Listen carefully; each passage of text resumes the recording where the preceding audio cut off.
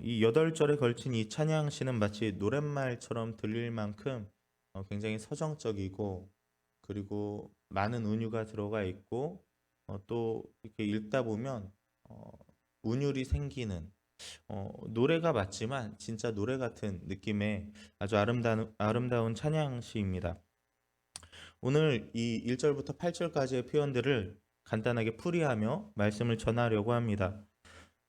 1절 말씀이죠. 출애굽 사건을 이야기합니다. 말 그대로 이스라엘 백성들이 이집트에서 탈출한 사건을 말하고 있고, 이어 야곱의 집안이 언어가 다른 민족에게서 나올 때에라는 표현이 있는데, 이스라엘 백성들의 히브리어와 애굽 사람들의 그 이집트어는 다르다라는 것을 우리가 알고 있으면, 구별되는 언어다라는 것을 알고 있으면 이해하기 조금 더 쉬워집니다. 특별히 이 언어가 다르다는 표현은 히브리어로 라아즈라는 말입니다. 여기서 아즈라는 말은 이런 뜻을 가지고 있어요. 포악한, 잔인한, 야만적인, 뭐 이런 뜻을 가지고 있습니다. 그러니까 이 이집트 사람들, 애굽 사람들은 아주 포악하고 아주 야만적이고 잔인한 사람들이었다라는 것입니다. 이스라엘 백성들이 이 포악하고 잔인한 사람들에게서 해방되었으니, 탈출했으니 얼마나 행복하고 또 기뻤겠습니까? 그 마음으로 이 1절을 시작하고 있습니다. 정말 다행이다. 그 사람들로 하여금 우리가 탈출할 수 있게 되어서 정말 감사하고 정말 다행이다. 이런 마음으로 초반부를 시작하고 있습니다. 이전의 말씀은 유다가 나오는데, 유다는 이스라엘 전체를 지칭한다고 생각하시면 됩니다.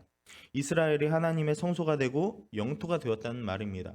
한마디로 말해서 이스라엘 가운데 함께 하시는 하나님, 임재하시는 하나님을 표현하고 있습니다. 그리고 3절에 보시면 바다가 보고 도망하였다라는 것은 우리가 익히 잘 알고 있는 홍해가 갈라진 사건을 말하고 있고요. 요단이 물러갔다는 것은 여호수아 때 요단강이 갈라져서 물이 한데로 모여서 마른 땅에 나왔던 그 기적을 말하고 있습니다. 그리고 이 기적들로 하여금 4절과 같이 거대한 산이 숫 양들 같이 경쾌하게 뛰놀고, 작은 산들은 어린 양처럼 그렇게 가볍게 뛰어놀았다는 것입니다. 하나님의 기적 앞에서 이 대자연들도 놀라서 뛰고 기뻐하였다는 것입니다. 5절, 6절 어찌함인가 라는 단어가 반복되고 있습니다. 이 반복구를 통해서 하나님의 위대하심을 강조하고 있습니다. 홍해가 갈라지게 하고 요단강이 갈라져서 마른 땅이 나오게 하신 분, 그리고 산들을 양들처럼 뛰놀게 하신 분, 그분이 누구입니까? 바로 이런 물음과 같은 것이 바로 어찌함인가 라는 것입니다. 어, 힙합 그룹 중에 다이나믹 듀오라는 팀이 있습니다. 아세요? 다이나믹 듀오라는 팀이 있는데, 그 다이나믹 듀오라는 그 그룹이 부른 노래 중에 우리가 누구라는 제목의 노래가 있어요. 그 노래를 이제 재생하면 처음에 이런 대목이 나옵니다. 그 가수들이 우리가 누구 하면 사람들이 다이나믹 듀오라고 외칩니다. 우리가 누구 다이나믹 듀오, 이렇게 계속 반복하면서 처음에 이 노래가 시작하거든요. 어, 바로 이런 느낌의 어찌함인가라는 것인데요.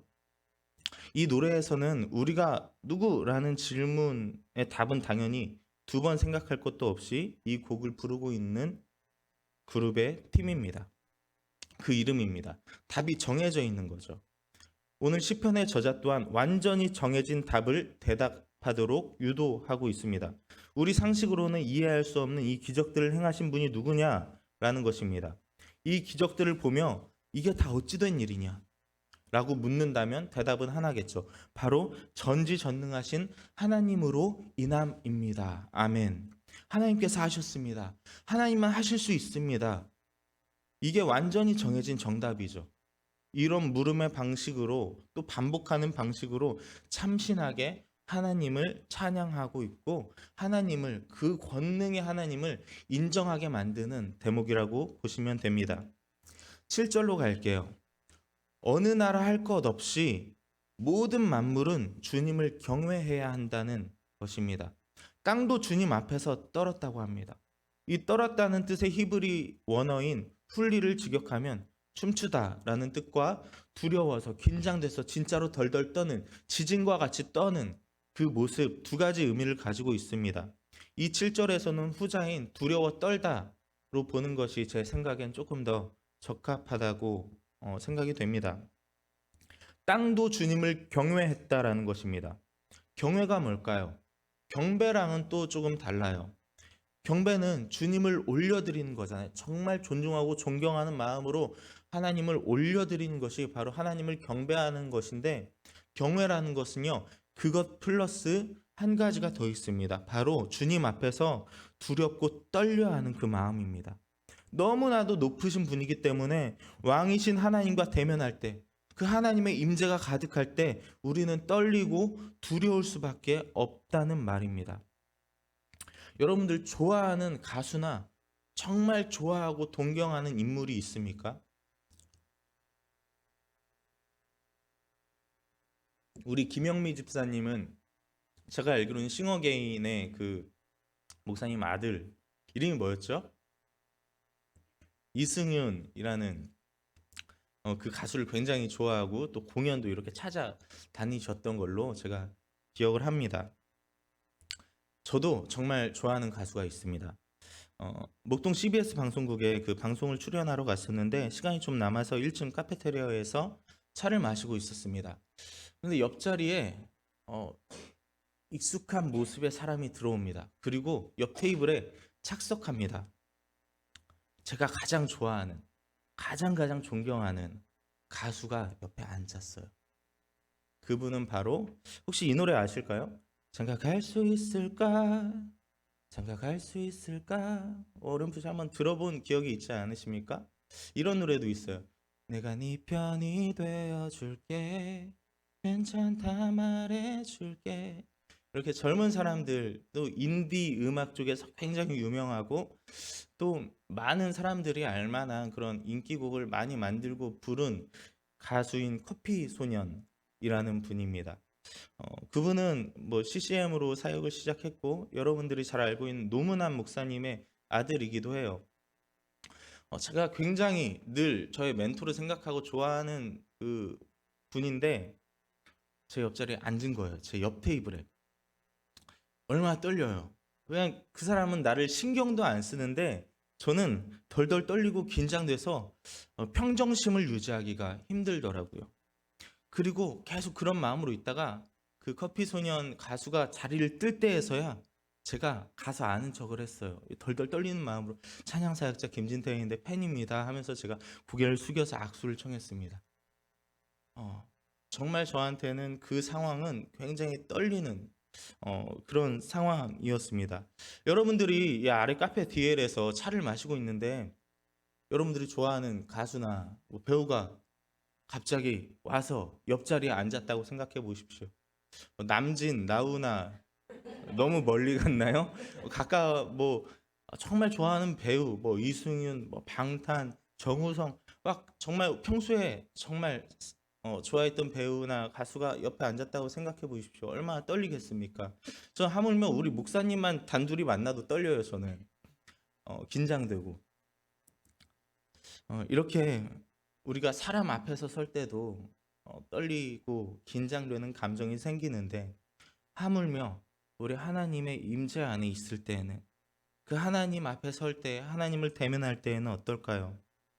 하나님의 그 임재를 제대로 느낄 때, 물론 주님께서 주시는 평안함과 그 따뜻함, 그것들로 인해서 우리가 잔잔하게 주님을 만날 수 있다고 생각하실 수도 있겠지만 우리는 분명 주님을 경외할 수밖에 없을 것입니다. 두렵고 떨리는 마음으로 경배할 수밖에 없을 것입니다. 그 거대한 산과 땅도 주님 앞에서 가만히 있지를 못했으니까요. 마지막으로 8절입니다. 8절은 바위를 쳐서 물이 흐르게 만든 모세의 무리바 사건을 떠올리게 합니다. 광야에서 물을 내신 하나님을 찬양하고 있는 것입니다.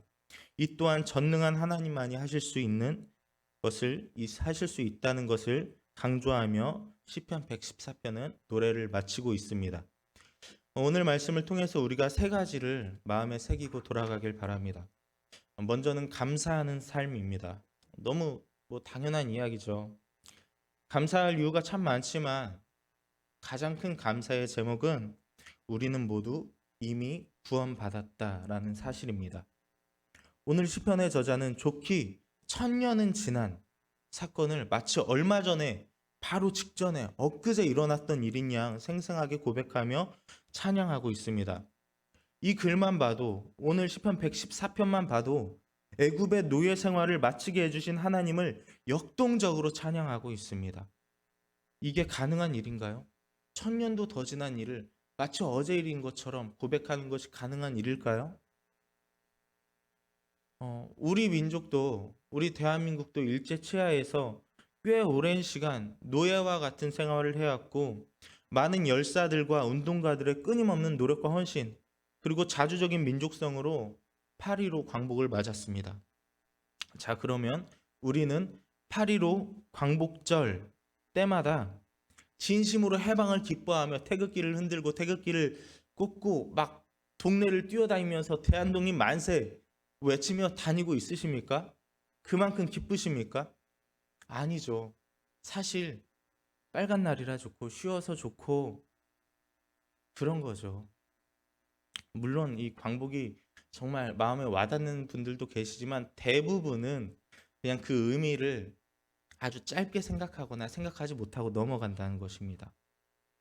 우리는 광복절이 왔다고 해서 막 산이 숫 양처럼 뛰놀듯이 막 그렇게 뛰지 않는다는 거예요. 솔직히 그만큼은 아니잖아요.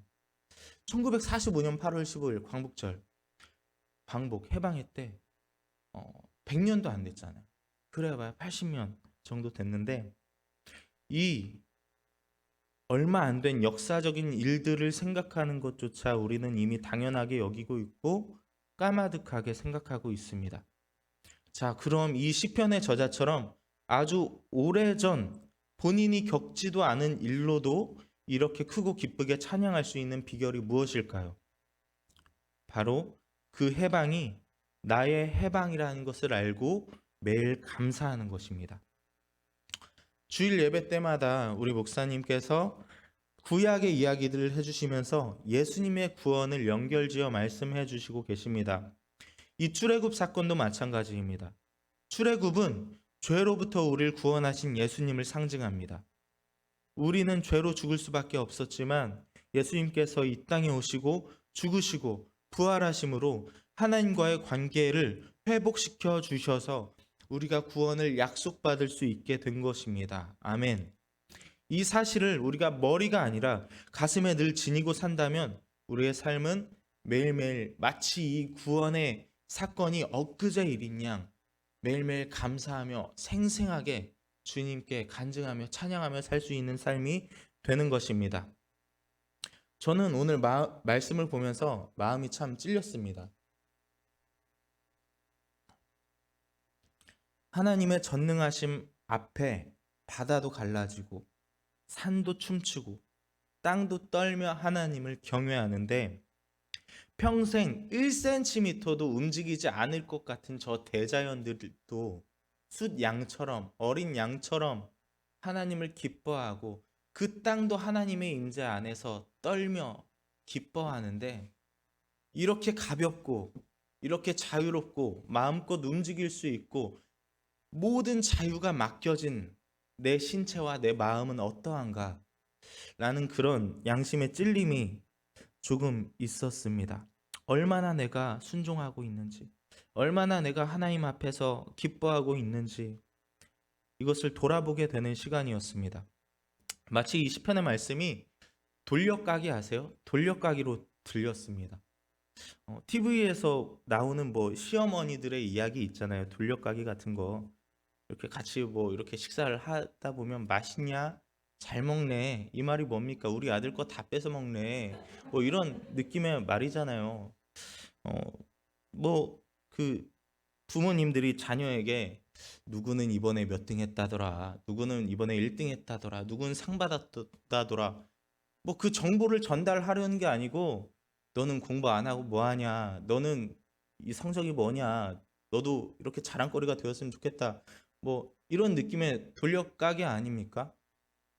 뭐 누구 아들이 이번에 누구 엄마한테 뭐 건조기 사줬다더라, 세탁기 바꿔줬다더라, TV 바꿔줬다더라.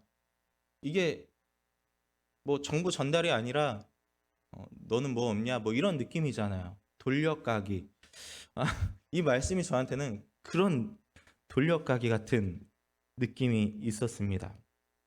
직접적으로 말하진 않지만 돌려서 산과 바다도 저렇게 주님 앞에 순종하는데 하물며 작고 작은 너는 지금 어떻게 살아가고 있느냐라는 것으로 들렸습니다.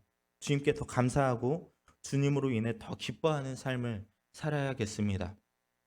두 번째로 기억하는 삶입니다. 조금 전 말씀드린 것처럼 오늘 시편의 기자는 하나님께서 함께 하셨던 사건들을 분명히 기억하며 찬양하고 있습니다.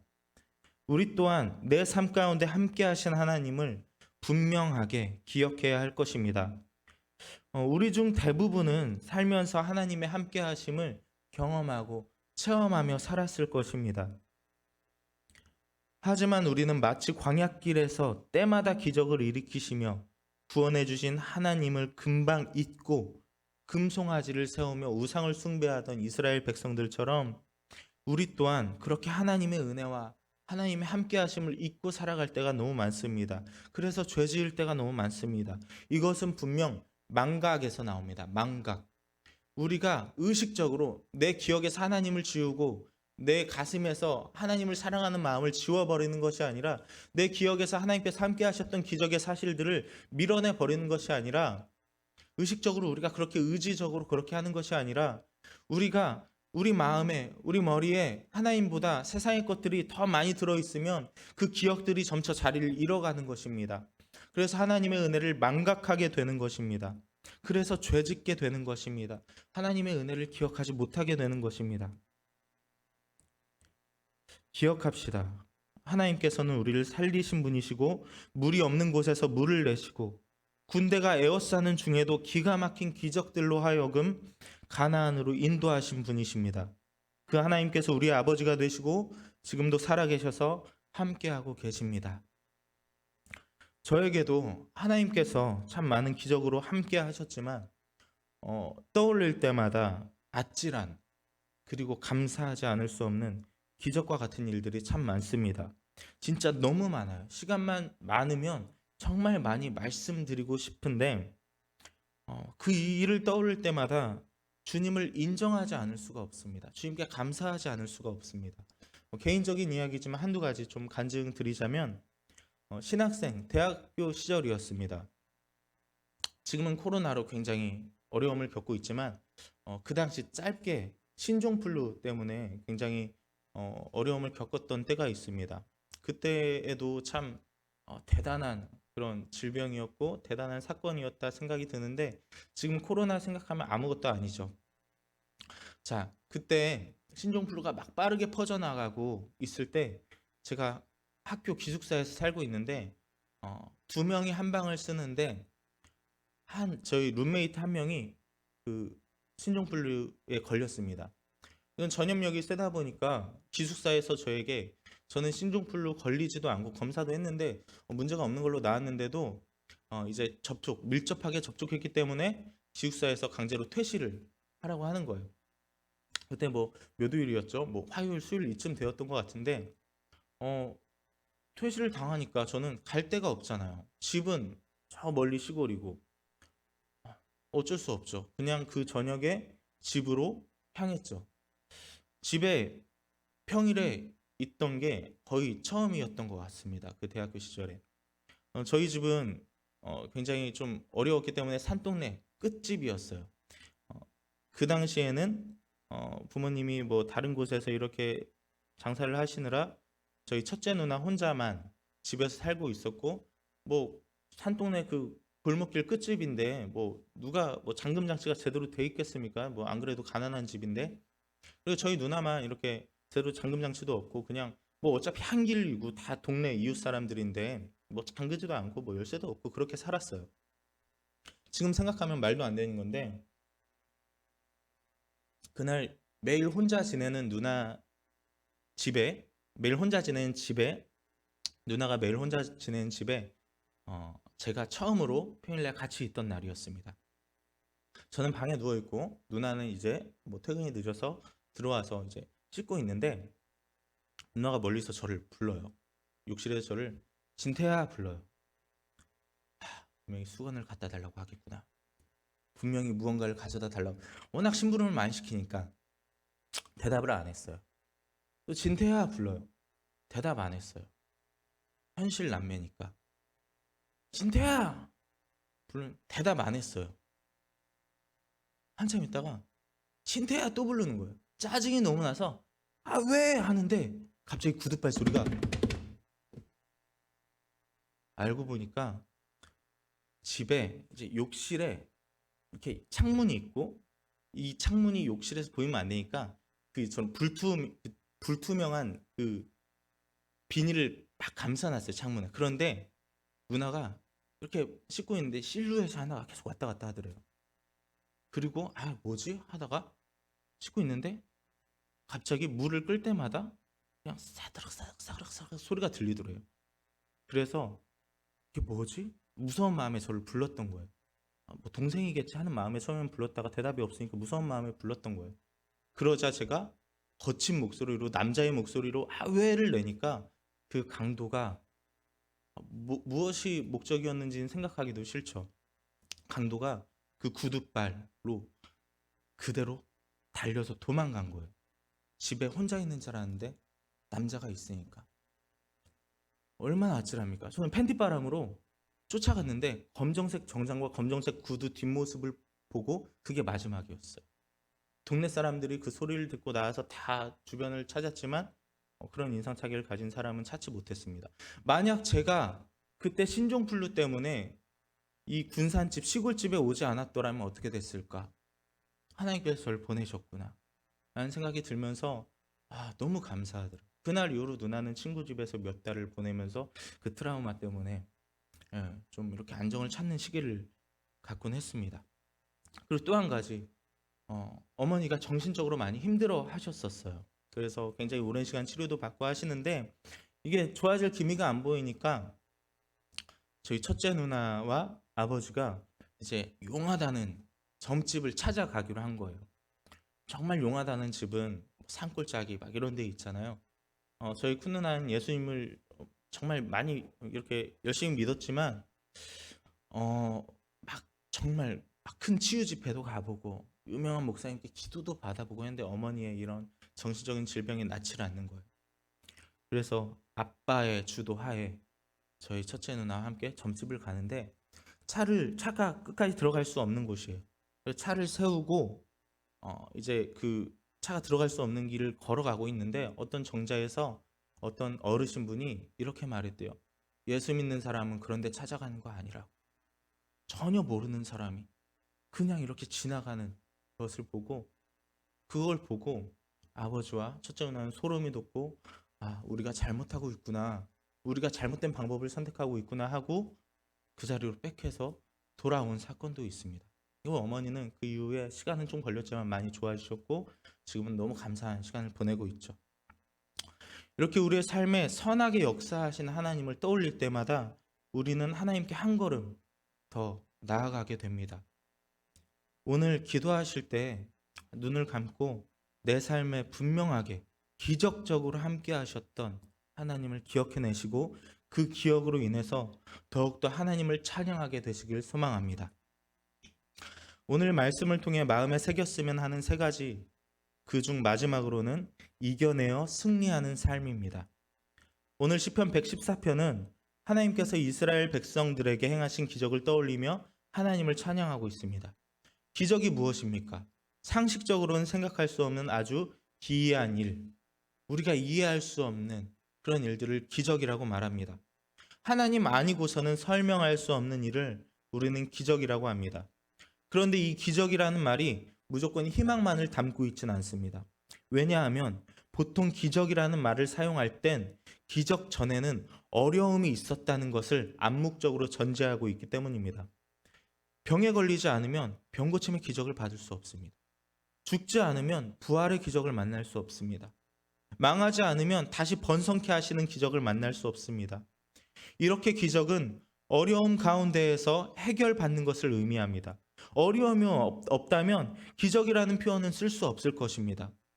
홍해가 갈라진 것도 쫓기는 상황이 아니라, 목숨이 위태로운 상황이 아니라 그냥 편안한 중에, 홍해가 갈리고 그냥 아무 일도 없는 중에 요단강의 물들이 한 곳으로 모여서 땅이 생겼다고 생각해 봅시다. 아무도 지나가려고 안 하는데 홍해가 열린 거예요. 아무도 지나갈 필요가 없는데 요단강이 열린 거예요.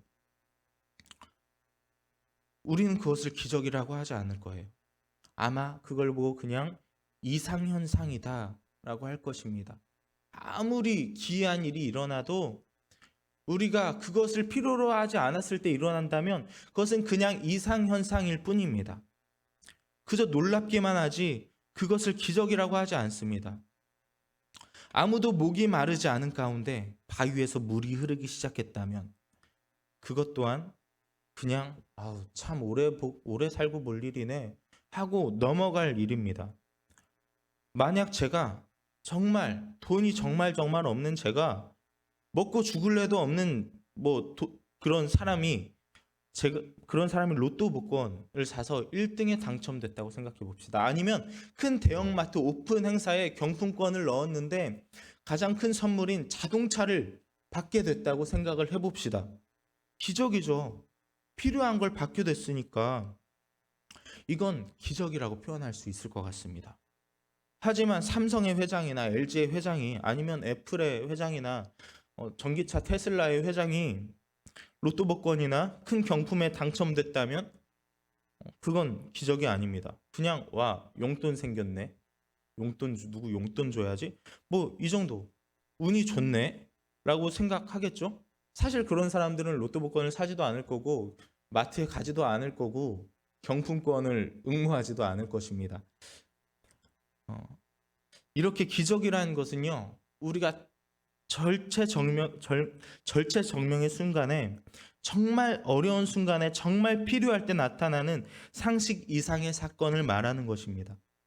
여러분들도 모두 기적을 기대하시죠?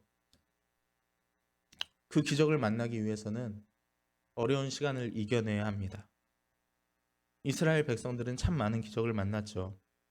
애굽에는 10가지 재앙이 내려지고 이스라엘 백성들에게는 도망갈 수 있는 홍해를 갈라주시고 반석에서 물이 나게 하시고 불기둥 구름기둥으로 매일 인도하시고 매일 먹을 것이 없는데 만나로 매일 내려주셨던 그런 이 기적들은요, 모두 다 이 어려움 앞에서 왔습니다. 도망갈 길이 없을 때 홍해가 갈라졌습니다. 목이 말라서 죽을 것 같을 때 물이 나게 하셨고, 춥고 더운 기온을 견디지 못할 때 불기둥 기름기둥으로 인도하시고, 먹을 것이 전혀 없을 때 매일 만나를 내려주셨던 것입니다. 결국 우리는 주님 안에서 믿음으로 잘 견뎌내야만 하나님의 기적을 만날 수 있는 것입니다. 어려움 앞에서 포기해버린다면, 다른 길을 선택해버린다면 하나님께서 내리시는 기적을 만날 확률은 현저히 줄어듭니다. 혹시 여러분들 어려운 시간 보내고 계십니까? 고난의 때 보내고 계십니까? 이것은 바로 기적의 징조입니다. 믿으시고 소망을 잃지 마시길 바랍니다. 말씀을 마치려고 합니다. 오늘 3절에 보면요, 바다가 보고 도망했다고 표현한 홍해 사건, 그리고 요단강 사건은 기적의 처음과 끝입니다. 우리가 하나님을 높여드릴 때 알파와 오메가라는 표현을 많이 쓰죠. 알파와 오메가는 처음과 끝입니다. 헬라어의 첫 알파벳과 끝 알파벳이 알파와 오메가입니다. 처음과 나중 되시는 주님, 그 처음과 끝이 되시는 주님께서 우리를 끝까지 지켜주실 줄 믿습니다. 오늘 말씀 핵심으로 잡았던 이 3가지의 앞글자를 따면, 감사하고 기억하고 견뎌내어서 승리하라는 이 앞글자를 따면 감기견이 되더라고요. 무슨 강아지 이름 같기도 한데 외우기가 좋은 것 같아요. 주님의 사랑에 감사하고 그 신실하심을 기억하고 어려움도 견뎌내어서 결국 승리하자라는 것입니다. 오늘 하루 이 시편 114편의 말씀 붙들고 더욱더 감사가 넘치는 삶을 사시길 바라고 하나님의 신실하심을 기억하며 주님께 더 나아가시는 하루 되길 바라고 그리고 어려움이 있더라도 어려운 중에 있더라도 끝내 승리하게 하실 주님을 의지하며 잘 견뎌내고 감당해내는 삶을 사시는 모두가 되기를 바라는 마음으로 말씀을 마치겠습니다.